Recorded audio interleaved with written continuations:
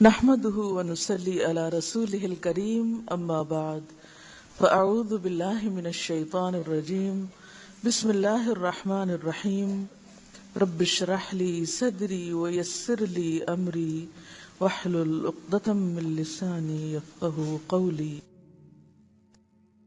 آج ہم نماز باجماعت کے بارے میں پڑھیں گے۔ صفحہ نمبر 121، نماز باجماعت۔ قرآن پاک میں اللہ سبحانہ وتعالی فرماتے ہیں وَارْكَعُوا مَعَ الرَّاكِعِينَ، رکوع کرو رکوع کرنے والوں کے ساتھ، یعنی مل کر نماز پڑھو۔ سورۃ النساء میں جہاں صلاۃ خوف کی تفصیل بیان ہوئی، وہاں پر اللہ تعالیٰ فرماتے ہیں وَإِذَا كُنْتَ فِيهِمْ فَأَقَمْتَ لَهُمُ الصَّلَاةَ فَلْتَقُمْ طَائِفَةٌ مِّنْهُمْ مَعَكَ وَلْيَأْخُذُوا اسلحتہم، جب آپ ان کے درمیان موجود ہوں اور ان کے لیے نماز قائم کریں، یعنی جماعت کرائیں، امامت کرائیں، تو ایک گروہ کو ان میں سے آپ کے ساتھ کھڑے ہونا چاہیے اور چاہیے کہ وہ اپنا اسلحہ بھی لیے رکھے۔ تو اس سے پتہ یہ چلتا ہے کہ اگر میدان جنگ میں اسلحہ اٹھا کر با جماعت نماز پڑھنے کا حکم دیا جا رہا ہے، جبکہ نماز رہی ایک رکعت گئی، یعنی خواہ وہ ایک رکعت ہو پھر بھی جماعت سے ہی پڑھی جائے، الا یہ کہ کوئی صورت نہ ہو اس حکم پر عمل کرنے کی۔ تو اگر میدان جنگ میں جماعت کرانے کا حکم ہے تو حالت امن میں اور عام حالات میں پھر یہ حکم کس درجے پر ہوگا، آپ سب اس کا اندازہ کر سکتے ہیں۔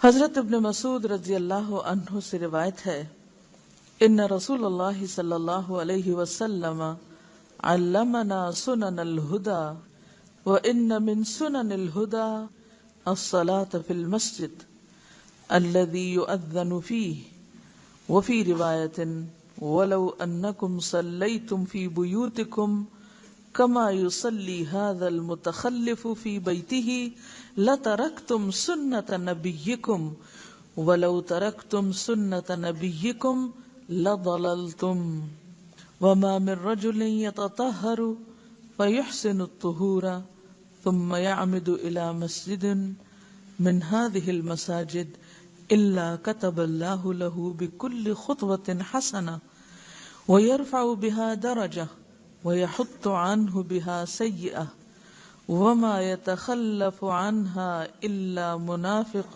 معلوم النفاق ولقد كان لرجل يؤتى به يهادى بين الرجلين يقام في الصف۔ بے شک رسول اللہ صلی اللہ علیہ وسلم نے ہمیں ہدایت کے طریقے سکھائے۔ ان ہدایت کے طریقوں میں یہ بات بھی شامل ہے کہ اس مسجد میں نماز ادا کی جائے جس میں آذان دی جاتی ہے۔ یعنی ہدایت کے طریقوں میں ایک طریقہ کیا ہے کہ اس مسجد میں نماز پڑھی جائے جہاں آذان ہوتی۔ ایک اور روایت میں ہے کہ آپ نے فرمایا اگر تم نماز اپنے اپنے گھروں میں پڑھو گے، جیسے جماعت سے پیچھے رہنے والا یہ شخص اپنے گھر میں پڑھ لیتا ہے، تو تم اپنے نبی کی سنت چھوڑ دو گے، اور اگر نبی کی سنت چھوڑ دو گے تو گمراہ ہو جاؤ گے۔ اور یہ بات بھی شامل ہے کہ جب کوئی شخص اچھا وضو کر کے مسجد جائے تو اللہ تعالیٰ ہر قدم کے بدلے ایک نیکی لکھتا ہے، ایک درجہ بلند کرتا ہے اور ایک برائی مٹا دیتا ہے۔ جماعت سے سوائے کھلے منافق کے کوئی پیچھے نہیں رہتا، بیمار بھی 2 آدمیوں کے سہارے نماز کے لیے آتا تھا۔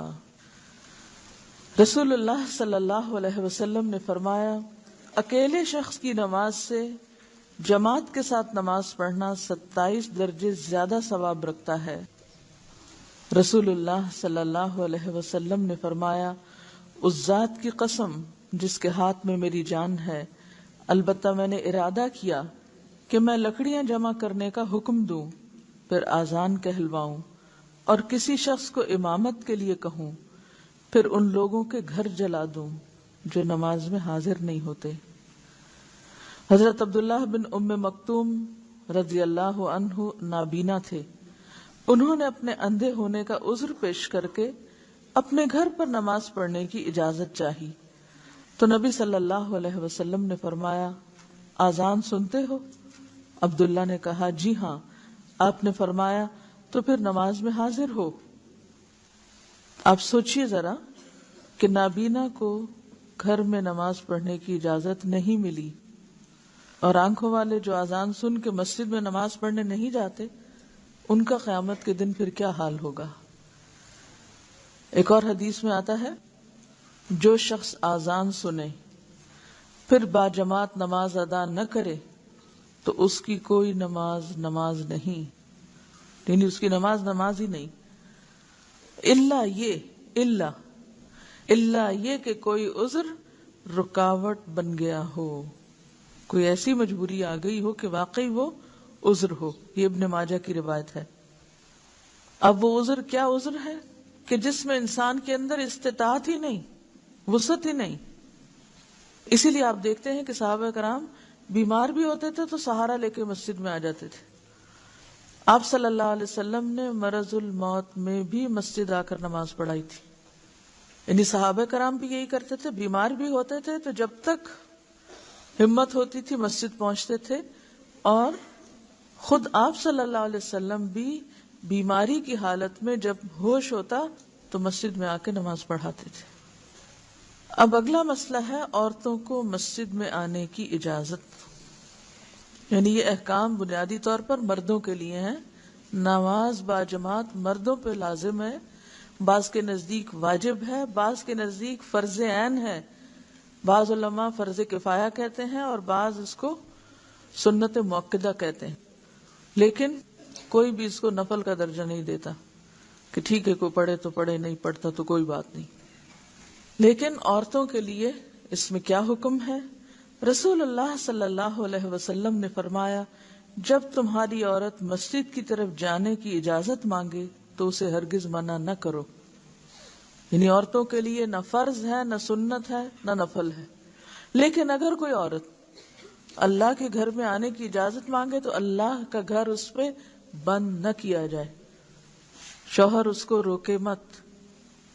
حضرت ابن عمر رضی اللہ عنہ سے روایت ہے کہ نبی اکرم صلی اللہ علیہ وسلم نے فرمایا تم اپنی عورتوں کو مسجد میں آنے سے منع نہ کرو اگرچہ ان کے گھر ان کے لیے بہتر ہیں، یعنی ساتھ ہی یہ بھی عورتوں کو بتا دیا گیا کہ گھر میں نماز پڑھنا زیادہ اچھا ہے۔ رسول اللہ صلی اللہ علیہ وسلم نے فرمایا عورت کا کمرے میں نماز پڑھنا صحن میں نماز پڑھنے سے بہتر ہے، اور اس کا کوٹھڑی میں نماز پڑھنا یعنی اندر کے سٹور میں یا اندر کے حصے میں کھلے مکان میں نماز پڑھنے سے بہتر ہے، یعنی ٹی وی لاؤنج کی بجائے بیڈ روم اور بیڈ روم کی بجائے سٹور زیادہ بہتر ہے۔ عورتوں کو خوشبو لگا کر مسجد جانے کی ممانعت ہے، یعنی اگر وہ جائے رخصت ہے، اجازت ہے، لیکن پھر وہ زیب و زینت کے ساتھ نہ جائے۔ مراد یہ ہے کہ جن حدود کا اللہ نے پاس رکھنے کا حکم دیا ان حدود کی پابندی کے ساتھ وہ مسجد جائے۔ اب آپ دیکھیے کہ اگر پسندیدہ گھر ہے اور گھر کا بھی اگلا حصہ ہے تو پھر یہ رخصت کیا معنی رکھتی ہے، یہ اجازت کیا معنی رکھتی ہے؟ تو اس میں یاد رکھیے کہ بعض حالات ایسے ہوتے ہیں یا بعض ایکسیپشنل صورتیں ایسی ہوتی ہیں کہ جس میں مسجد جانا گھر سے بہتر ہو جاتا ہے۔ استثنائی صورتیں، مثلا مسجد الحرام جہاں ایک نماز کتنے نماز کے برابر ہے؟ 1,00,000 نماز کے برابر۔ مسجد نبوی 1000، اسی طرح مسجد اقصی۔ اب آپ دیکھیے، اب آپ یہاں سے مکہ تو چلے جائیں اور ہوٹل میں نماز پڑھ لیں لیکن مسجد نہ جائیں، تو جو لوگ کہتے ہیں نا نہیں ہوٹل میں ہی پڑھ لیں یا جو جگہ بھی انہوں نے لی وہاں پڑھ لیں، تو بات یہ ہے کہ ہوٹل بہتر ہے یا مسجد بہتر ہے؟ اگر دو میں آپ کمپیریزن کریں تو ہوٹل اور مسجد میں کریں نا، وہاں آپ کا اپنا گھر تھوڑی ہے، تو وہاں جا کر بھی ہوٹل میں پڑھنے سے بہتر کیا ہے پھر اب مسجد۔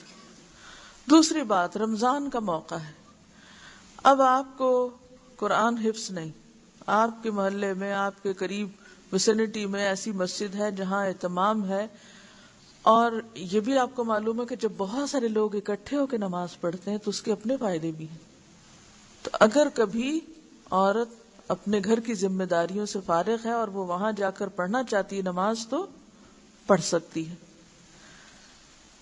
تیسری چیز، بعض ایسے ممالک ہیں جہاں گھروں میں مسجد سے اذان کی کوئی آواز نہیں آتی، جہاں کا پورا ماحول ایک غیر اسلامی ماحول ہے، وہاں آپ کو مسلمانوں کی اجتماعیت بھی کہیں نہیں ملتی، وہ کوئی مسلمان کہیں رہتا، کوئی کہیں رہتا، کوئی کہیں رہتا، کوئی قریب مسجد نہیں۔ اب اگر مسلمان گھرانوں میں خواتین موجود ہیں اور وہ سال ہا سال اذان نہیں سنتی، سال ہا سال مسلمانوں کی اجتماعیت کو نہیں دیکھتی، تو ان کی حالت کیا ہوگی؟ تو اللہ کا گھر انسان کے اندر ایک اور طرح کا ایمان اور ایک اور کیفیت پیدا کرتا ہے، یعنی ماحول انسان پر اثر انداز ہوتا ہے۔ لہذا ایسی صورت میں کیا کرنا چاہیے کہ جب آپ یہ سمجھیں کہ مسجد جانا آپ کے ایمان میں اضافے کا سبب ہے یا اجر و ثواب میں اضافے کا سبب ہے، تو اس وقت پھر تعصب کا ثبوت نہ دے۔ اور اسی وجہ سے ہم دیکھتے ہیں کہ صحابیات آپ صلی اللہ علیہ وسلم کے زمانے میں فجر اور عشاء تک کی نمازیں بھی مسجد میں پڑھا کرتی تھی اور کوئی روکتا نہیں تھا۔ ہاں، بعد میں جب علماء نے دیکھا کہ حالات خراب ہو گئے ہیں تو پھر اس کو ڈسکریج بھی کیا گیا۔ اعتدال کا راستہ کیا ہے کہ عام حالات میں آئیڈیل سچویشن کیا ہے؟ عام حالات میں آپ گھر پر ہی رہیں، وہیں نماز پڑھیں، اندر کے حصے میں زیادہ خشوع و خضوع ہوگا۔ لیکن اگر آپ بازار جا رہی ہیں شاپنگ کے لیے تو نماز قضا کرنے کی بجائے بہتر ہے کہ راستے میں کوئی مسجد ہے تو ایک طرف ہو کے نماز ادا کر لیں، یا آپ حج عمرے پر ہیں یا اور اسی طرح کے خاص مواقع ہیں، جیسے عید کا موقع ہے، جیسے رمضان کی تراویح کا موقع ہے، تو اس موقع پر آپ اجتماعی عبادت میں بھی شریک ہو سکتے ہیں۔ یہ رخصت اسی لیے رکھی گئی ہے۔ نماز با جماعت کے متفرق مسائل۔ متفرق کا کیا معنی ہوتا ہے؟ مختلف۔ رسول اللہ صلی اللہ علیہ وسلم نے فرمایا، اذا اقیمت الصلاة ووجد احدکم الخلاء فلیبدأ بالخلاء۔ اگر جماعت کھڑی ہو جائے اور کسی شخص کو پیشاب وغیرہ کی حاجت ہو تو پہلے اس سے فراغت حاصل کرے، پھر نماز پڑھے۔ یعنی جسم پر کوئی ایسی کیفیت نہیں ہونی چاہیے جس سے نماز کا خشوع متاثر ہو یا نماز میں دھیان بار بار اس طرف جا رہا ہو۔ جو شخص اذان سن کر مسجد میں جماعت کے لیے بغیر کسی عذر کے نہ پہنچے، یعنی گھر میں نماز پڑھ لے، تو رسول اللہ صلی اللہ علیہ وسلم نے فرمایا اس سے نماز قبول نہیں کی جاتی۔ یہ ابن ماجہ کی روایت ہے۔ اسے امام ابن حبان، حاکم اور ذہبی نے صحیح کہا ہے۔ یعنی اس قدر تاکید ہے مسجد جانے اور جماعت کے ساتھ خصوصاً نماز پڑھنے کی مردوں کے لیے۔ جس جگہ 3 آدمی ہوں اور وہ جماعت سے نماز نہ پڑھیں تو ان پر شیطان غالب ہوتا ہے۔ یعنی 3 لوگ اکٹھے ہوں اور پھر وہ اکٹھے نماز نہ پڑھیں تو ان پہ شیطان غالب ہوتا ہے، اور شیطان غالب آ کے پھر کیا کرتا ہے؟ آپس میں لڑاتا ہے۔ دیکھا جائے تو یہ نماز با جماعت کوئی معمولی کام نہیں ہے، یہ مسلمانوں میں اتحاد، اتفاق، باہم کوآرڈینیشن، ایک دوسرے کے قریب لانے کا بہترین نسخہ ہے۔ اگر آپ اکٹھے ہیں اور پھر نمازوں میں بکھرے ہوئے ہیں تو کوئی ایک وقت ایسا نہیں کہ جہاں پر آپ جمع ہو سکیں، تو پھر کون سا موقع ہوگا؟ کیونکہ نماز میں انسان اللہ کے نام پہ جمع ہوتا ہے نا، اللہ کی عبادت کے لیے جمع ہوتا ہے۔ تو جو لوگ اللہ کے نام پر عبادت کے وقت، نماز کے وقت جمع نہ ہو سکے، وہ پھر کسی اور کے نام پر کہاں جمع ہو سکتے ہیں اور کس طرح جمع ہو سکتے ہیں؟ یعنی 3 مرد کہیں بیٹھے ہوئے ہیں، کام کر رہے ہیں، اور ہر ایک اپنی اپنی دنیا میں مشغول ہے، اور نماز کے وقت بھی وہ ایک دوسرے کو نہیں بلاتے کہ آؤ اکٹھے ہوں، ایک جگہ کھڑے ہوں، ایک جگہ بیٹھیں، تو پھر وہ کہاں اکٹھے ہوں گے؟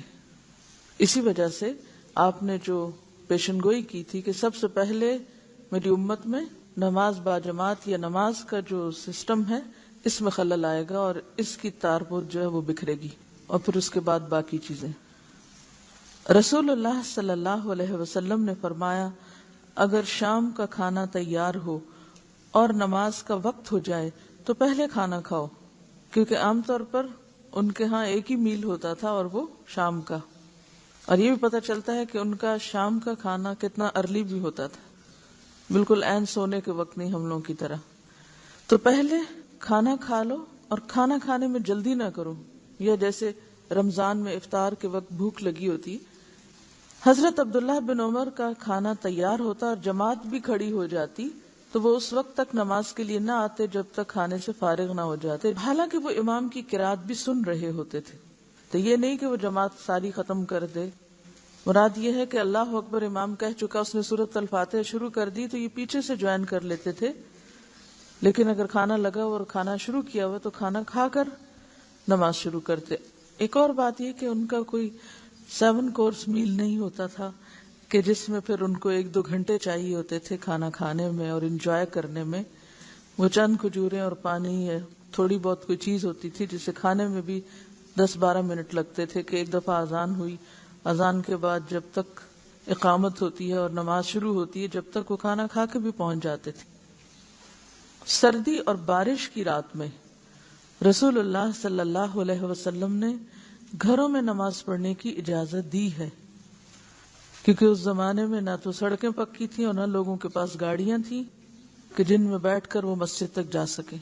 آج جب کہ یہ ساری سہولتیں موجود ہیں اور سردی کے انتظامات گھر میں بھی ہیں اور مسجد میں بھی ہیں، اسی طرح بارش سے بچنے کے لیے اگر آپ نے پورچ میں گاڑی کھڑی کی ہوئی ہے تو اس میں آپ دیکھیں گے کہ بارش ہو یا نہ ہو کوئی خاص فرق نہیں پڑتا، آپ کمرے سے نکلے اور سیدھے گاڑی میں جا بیٹھے۔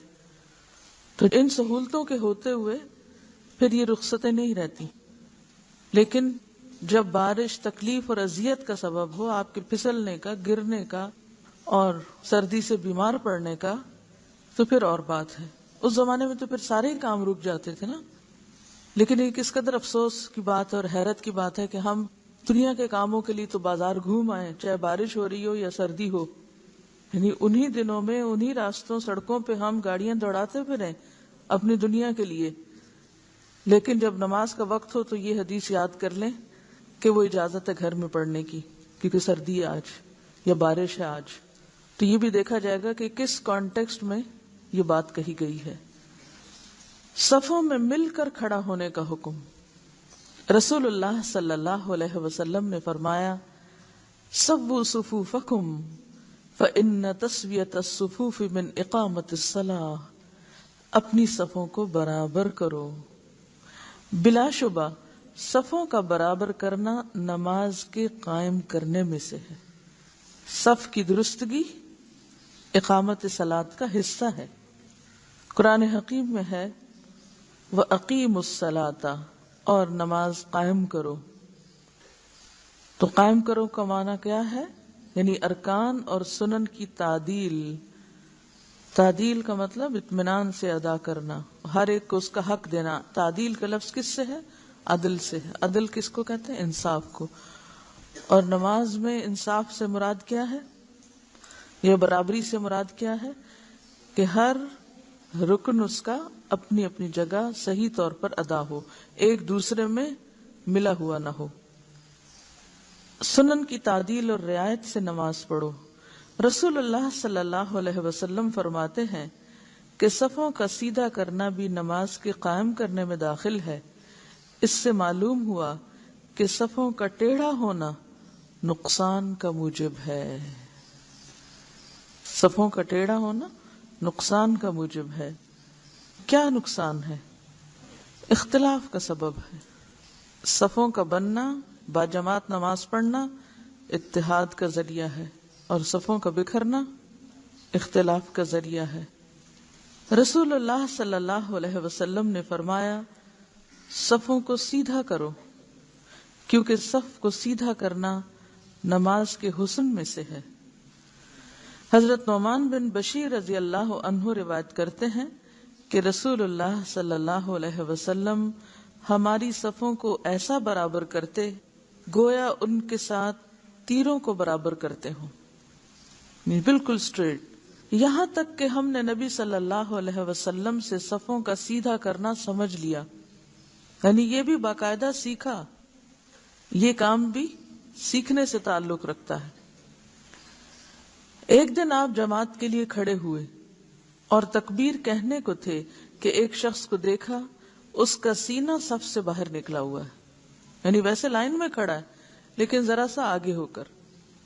پس فرمایا اپنی صفوں کو برابر اور سیدھا کرو ورنہ اللہ تم میں اختلاف ڈال دے گا، یعنی آگے پیچھے نہ ہو۔ فَتَخْتَلِفْ قُلُوبُكُمْ، ورنہ تمہارے دل بھی مختلف ہو جائیں گے، اور جب دل مختلف ہو جاتے ہیں تو اس کے بعد ہر چیز بکھر کر رہ جاتی۔ مسلمان اس بہت بڑی قوت سے محروم ہو جاتے ہیں جس کے ذریعے وہ اپنی دنیا کے بے شمار مسائل کا حل پا سکتے ہیں۔ آج مسلمان کیوں کمزور ہیں؟ غیر متحد ہیں، اتحاد نہیں۔ جب وہ ٹوٹ گئے، بکھر گئے، کمزور ہو گئے، تو پھر جو چاہے ان پہ جیسے چاہے حملہ کر لے، جہاں سے چاہے جس سے فائدہ اٹھا لے، کیونکہ صف بندی اور دن میں 5 دفعہ صف بنانا کیا سکھاتا ہے؟ ایک ڈسپلن میں آنا۔ اور کوئی قوم ڈسپلن کے بغیر آگے نہیں بڑھ سکتی۔ ایک برطانوی وزیر اعظم سے کسی نے پوچھا تھا کہ برطانیہ کی ترقی کا راز کیا ہے، تو اس نے کہا تھا کیو بنانے میں، لائن بنانے میں، کہ یہ کہیں بھی اکٹھے ہو فوراً لائن بناتے ہیں، اور یہ عملی مظاہرہ ان کے ہاں ہر جگہ دیکھا جا سکتا ہے۔ اور ہم ہر جگہ بھیڑ ہوتے ہیں، بھیڑ، چاہے ہم کلاس میں بیٹھے ہوں تو بھی ایک بھیڑ نظر آئیں گے، چاہے ہم دروازے سے نکل رہے ہوں تو بھی بھیڑ۔ ہم میں سے جس کا جو جی چاہتا ہے جہاں جی چاہے کھڑا ہو جائے، جہاں جی چاہے بیٹھ جائے رستے میں، جہاں جی چاہے ہم 2 اور لوگوں کو بھی ساتھ ملنا جلنا شروع کر دیں، کیونکہ شعور کی کمی ہے نا۔ ہم جانتے ہی نہیں کہ ہمارے اس عمل سے کتنے لوگ تکلیف میں مبتلا ہو گئے، کتنے لوگ مشقت میں پڑ گئے۔ اگر ہم راستے میں صرف اپنے جوتے تلاش کرنے کے لیے راستہ روک کے کھڑے ہو جائیں، یا خود وہیں کھڑے ہو کے پہننا شروع کر دیں اور پیچھے کی ساری لائن کو روک دیں، اور پھر دوسرا شخص لائن توڑ کے گھس کے باہر نکلنے کی کوشش کرے، اس کو پش کرو، اس کو دھکا دو، تو نتیجہ کیا نکلے گا؟ مذکورہ حدیث کی روح سے صفوں کا سیدھا کرنا نہایت ضروری ہے۔ اقامت ہو چکنے کے بعد جب صفیں سیدھی، درست اور برابر ہو جائیں تو پھر امام کو تکبیر اولیٰ کہنی چاہیے۔ کب کہنی چاہیے؟ ہاتھ کھڑا کر کے بتائیں۔ جی، جب صفیں درست اور برابر ہو جائیں اس وقت امام کو تکبیر کہنی چاہیے۔ اس سے کیا پتہ چلتا ہے کہ یہ امام کی ذمہ داری میں سے ہے کہ صف سیدھا کرے، اور یہ صرف مسجد کے اندر نہیں بلکہ کلاس روم کے اندر بھی کس کی ذمہ داری ہے؟ استاد کی ذمہ داری ہے۔ کسی بھی جگہ کہیں پر بھی آپ ہوں، جو بھی ذمہ دار ہیں ان سب کی ذمہ داری ہے کہ جو بھی لوگ ان کے ماتحت ہیں ان سب کو ایک ڈسپلن میں رکھیں، ایک ترتیب میں رکھیں۔ اور یہی ترتیب ہماری زندگی میں اگر آتی ہے تو ہی ہم اپنے وقت کا بھرپور اور صحیح استعمال کر سکتے ہیں۔ اگر آپ اپنی کتابیں ترتیب سے نہیں رکھتے، اپنے کاغذ ترتیب سے نہیں رکھتے، اپنے قلم، ہر چیز جو آپ سے متعلق، اپنے لباس، اپنے کپڑے، جو بھی آپ سے متعلق چیزیں ہیں، ان میں اگر ترتیب آپ نہیں رکھتے تو آپ کا آدھا وقت کس میں ضائع ہو جائے گا؟ چیزوں کو ڈھونڈنے میں، یا پھر نہ ملنے کی صورت میں فرسٹریشن، نہ ملنے کی صورت میں غلط چیز کے استعمال میں۔ تو آپ وہ نہیں کر سکیں گے جو آپ کر سکتے ہیں یا آپ کو کرنا چاہیے۔ بعض لوگ لکھتے وقت بھی بالکل بے اعتدالی کو ثبوت دیتے ہیں، کوئی لائن کے اوپر لکھ رہے ہیں، کوئی لائن کے بیچ میں لکھ رہے ہیں، کوئی گیپ چھوڑ کے لکھ رہے ہیں، بس لکھتے چلے جا رہے ہیں، اس لیے کہ اصل مقصود ان کے نزدیک لکھنا ہے، یہ نہیں دیکھنا کہ پیراگراف بنا ہے یا نہیں، لائن کہاں سے شروع ہو رہی ہے، کہاں اینڈ ہو رہی ہے، کیونکہ کسی چیز میں ترتیب ہے ہی نہیں۔ کچن دیکھ لو تو بے ترتیب، کمرہ بیڈ روم دیکھ لو تو بے ترتیب، الماری کھولو تو بے ترتیب، واش روم تو بے ترتیب، ہر چیز بے ترتیب۔ تو جب زندگی میں بے ترتیبی آ جاتی ہے، آپ آرگنائزڈ نہیں ہیں پرسنل لیول پر، تو آپ اجتماعی زندگی میں کبھی بھی آرگنائز نہیں ہو سکتے، اور اگر آپ خود نہیں ہیں تو آپ کسی کو بھی نہیں کر سکتے۔ اور پھر دین کا کام یعنی اللہ کی مسجد سے ترتیب شروع ہوتی ہے، اللہ کے گھر سے ترتیب شروع ہوتی ہے، قبلہ ترتیب قائم کرنے کے لیے ہے۔ تو یہ ترتیب اگر ہمارے دین کے پہلے رکن سے شروع ہو رہی ہے تو اس کا دائرہ کار کہاں تک پھر جاتا ہوگا؟ آخر تک، ہر چیز میں ترتیب۔ تو آج ہمیں صرف نماز میں نہیں بلکہ اپنی زندگی کی باقی تمام چیزوں کا جائزہ لینا ہے، اپنی ساری بلانگنگس، اپنے دراز، اپنے الماری، اپنے کپڑے، اپنے ہر چیز۔ اور اگر آپ ایک دن میں سب کچھ نہیں کر سکتے تو دن مقرر کر لیا کریں، آج کے دن میں اپنی الماری ٹھیک کروں گے، آج کے دن کچن کی ترتیب۔ کیونکہ ایسا شخص جو چیز اٹھاتا ایک جگہ سے ہے رکھتا دوسری جگہ ہے، وہ کس قدر اذیت کا باعث بنتا ہے دوسروں کے لیے بھی۔ یعنی وہ صرف اپنا وقت ضائع کرنے کا مجرم نہیں، وہ سارے متعلقین کا وقت ضائع کرنے کا مجرم ہے۔ علامہ اقبال کہتے ہیں، مسلمانوں میں خون باقی نہیں ہے، محبت کا جنون باقی نہیں ہے۔ جس میں خون نہ ہو وہ کون ہوتا ہے؟ اگر آپ کے جسم سے خون نکل جائے ایک مطلوبہ مقدار سے تو کیا ہوتا ہے؟ مر جاتے نا، خون نکلنے سے مرتے ہیں کہ نہیں؟ وہ کہتے ہیں مسلمانوں میں خون باقی نہیں ہے، محبت کا جنون باقی نہیں ہے۔ یعنی کسی کام کے کرنے کے پیچھے جذبہ ہی نہیں کوئی۔ وجہ کیا ہے؟ صفیں کج، صفیں ٹیڑھی، دل پریشان۔ جب کوئی چیز ترتیب سے نہیں تو آپ کیا نظر آئیں گے؟ پریشان ہی نا۔ کوئی کام آپ نے کیا ہی نہیں تو آپ کو پریشانی ہی ہوگی۔ آپ کو یہ نہیں پتا آپ کو پہلے کیا کرنا ہے، بعد میں کیا کرنا ہے، اس کے بعد کیا کرنا ہے۔ نہ آپ کے اوقات کی ترتیب ہے، نہ آپ کے لباس کی ترتیب ہے، نہ آپ کے بالوں کی ترتیب ہے، نہ آپ کے کاموں کی ترتیب ہے۔ تو پھر کبھی کوئی کوسے گا آپ کو، کبھی کوئی پوچھے گا آپ کو، تو نتیجہ کیا ہوگا؟ دل پریشان رہے گا سارا وقت۔ شوہر گھر میں آئے گا تو وہ دو سنائے گا کہ تم نے یہ کام کیوں نہیں کیا، بچے ہیں تو وہ سر کھائیں گے یہ کام کیوں نہیں ہوا ہمارا۔ آپ کسی کے بھی کام کے نہیں ہیں پھر، چاہے آپ کتنے بڑے بڑے خواب دیکھتے رہیں کہ آپ یہ بھی کر لیں گے اور وہ بھی کر سکیں گے، کچھ نہیں کر سکیں گے۔ تو کہتے ہیں صفے کج دل پریشان، سجدہ بے ذوق، سجدہ بے ذوق۔ کیوں؟ جب آپ پریشان حال پھر کھڑے ہوتے ہیں، کبھی آپ نے غور کیا ہوگا کہ وہ نماز جو آپ اطمینان سے پڑھتے ہیں وہ کون سی نماز ہوتی ہے، اور وہ نماز جو ٹکروں والی نماز ہوتی ہے، یا نماز پڑھتے ہوئے آپ کو یاد ہی نہیں ہوتا کہ کیا پڑھا یا کیا کیا۔ یہ کیفیت کب ہوتی ہے؟ جب دل پریشان ہوتا ہے۔ جب آپ کا دل پریشان ہوتا ہے نا، آپ کے سر پہ کاموں کا بوجھ ہوتا ہے، کیونکہ آپ نے ترتیب تو قائم ہی نہیں کی تھی کہ کیا کس وقت کرنا ہے، کوئی ٹائم ٹیبل ہی نہیں ہے آپ کا، کوئی ترجیحات ہی نہیں ہے آپ کی زندگی میں۔ تو وہ سارا غبار کہاں آ کے اٹھے گا؟ نماز میں۔ آپ تجربہ کر کے دیکھ لیجئے کہ وہ نماز ہی میں آ کے آپ کو ہر چیز پریشان کرے گی۔ وہ کہتے ہیں وجہ کیا ہے کہ جذب اندرون باقی نہیں ہے، جذب اندرون باقی نہیں، اندر کوئی چیز جذب نہیں ہو رہی، ابزارپشن ہی نہیں ہے۔ صفوں کا ٹیڑھا پن، باہمی پھوٹ، دلوں کے اختلاف اور باہمی کدورت پریشانی کا باعث ہے۔ یعنی دلوں میں بھی کدورت آتی ہے پھر، کیونکہ جب زندگی میں ترتیب نہ ہو تو ہر وقت ایک چپکلش اور ایک کھچاؤ کی کیفیت رہے گی۔ پھر اس کا نتیجہ کیا ہوگا کہ دلوں میں کدورت آئے گی ایک دوسرے کے خلاف۔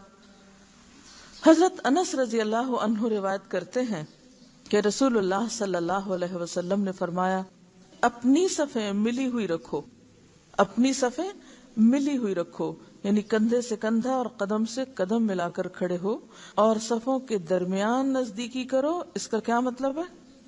ایک صف اور دوسری کے درمیان اتنا فاصلہ نہیں ہونا چاہیے کہ ایک کمرے کے اگلے سے بن جائے اور ایک پچھلے میں، اور بیچ میں پورے کمرے کا فاصلہ ہو، نہیں۔ ایک صف سے دوسری صف کے بیچ میں اتنا ہی گیپ ہو کہ پچھلی صف کے لوگ آسانی سے سجدہ کر سکیں۔ یعنی دو صفوں کے درمیان اتنا فاصلہ نہ چھوڑو کہ وہاں ایک اور صف کھڑی ہو سکے، اور گردنیں برابر رکھو، یعنی سب برابر جگہ پر کھڑے ہو کہ گردنیں برابر ہو۔ قسم ہے اس ذات کی جس کے ہاتھ میں میری جان ہے، تحقیق میں شیطان دیکھتا ہوں، میں شیطان کو دیکھتا ہوں جو صف کے شگافوں میں داخل ہوتا ہے، گویا کہ وہ بکری کا سیاہ بچہ ہے. یعنی نماز کے وقت وہ پھر خوب بیچ میں گھومتا پھرتا ہے. آپ ذرا تصور کریں کہ آپ جماعت کے لیے کھڑے ہیں اور کوئی چھوٹا سا بچہ ہے، وہ مسجد میں کبھی کسی کے آگے سے گزرتا، کبھی کسی کے پیچھے سے، کبھی ادھر سے کبھی ادھر سے. کیا ہوتا ہے نماز میں؟ کسی کا دھیان لگے گا؟ نہیں. اسی طرح شیطان سیاہ بکری کے بچے کی طرح صفوں کے بیچ میں گھومتا پھرتا رہتا ہے. جب وہ گھومتا ہے تو پھر نماز میں خشوع و خضوع کہاں سے آئے گا؟ پھر توجہ کہاں سے آئے گی؟ ایسے لوگ اکٹھی نماز پڑھ کے بھی آپس میں نہیں جڑیں گے.